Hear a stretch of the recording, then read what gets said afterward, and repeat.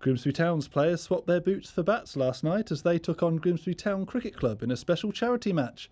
Michael Jolley took a strong first-team squad down to Augusta Street after accepting an invitation to come along for the evening. David Taylor, club secretary and director at the cricket club, said events like this are important in helping and supporting the local community. As a community club, one of the things that we do try to do is support local charities and things like that. We see it as our one of our aims is to bring people from the community in, and charity work is one of the ways we do that.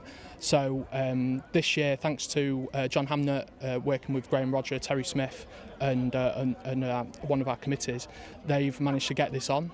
And so what we'll do is we're supporting 3 charities tonight. So we're supporting Click Sergeant, we're supporting Rethink Mental Illness, but specifically the Grimsby branch, and Andy's Children's Hospital from St Andrews.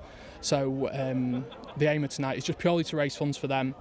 As a club, we take little from this, to be honest. It is more about, like I say, a community event, trying to bring people here and introducing people to this club as well. It is amazing that they've done it, and not only they've done it, they've brought a full squad. It's a proper team. We'd normally expect about 5 or 6 youth players or whatever, and them to kind of sit and watch, but now they're going to get out there with the pads on, and I think they're just worried about the bowling, whether they're going to get hit or not. So I said they'll take it easy unless they start hitting a few 4s and 6s, then we might have to speed it up.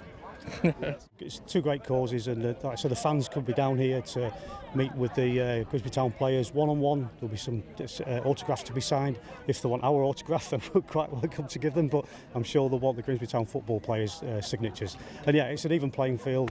They play football, we play cricket. It's both ball games, so there's a lot of hand-eye coordination going on, but it should be good fun. It's very, very kind of them to come down. Like I say, it's for the charity, so that's the main thing, but it is great for them to come down here and play a game of cricket with us. This game used to happen many years ago, and it stopped, and the guys from the knockout committee, Ron, Terry and John, are doing a great job, and they've got this game back up and running, which hopefully, if it's a success, which I'm sure it will be if the weather holds out, it'll be happening every year, year in, year out. Jolley himself took to the crease without a helmet, and the Mariners boss seemed in good spirits throughout in what was a different tactical challenge to what he's used to.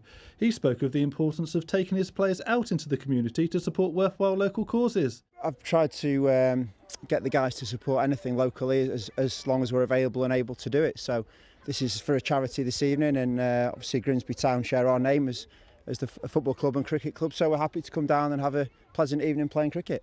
We're a smallish town in Grimsby, and it's nice for people to be able to get access to the players and get to have little chats with them. So evenings like this are nice, especially at this time of year when there's a lot of new players as well. Sometimes there's a bigger picture, beyond our football world, and to come down and support the hospice is really important. So we're pleased to be able to do it, and if it helps a little bit, then great. And help they did. In front of a good crowd, the Mariners players did the unthinkable and won the match against their cricketing counterparts. Town defender Danny Collins was the star man with 77 not out. Ultimately, though, charity was the winner, with close to £2,000 raised for Click Sergeant, Rethink Mental Illness and Andy's Children's Hospice. How's that for a fundraising effort? Jack Muscutt, Estuary News.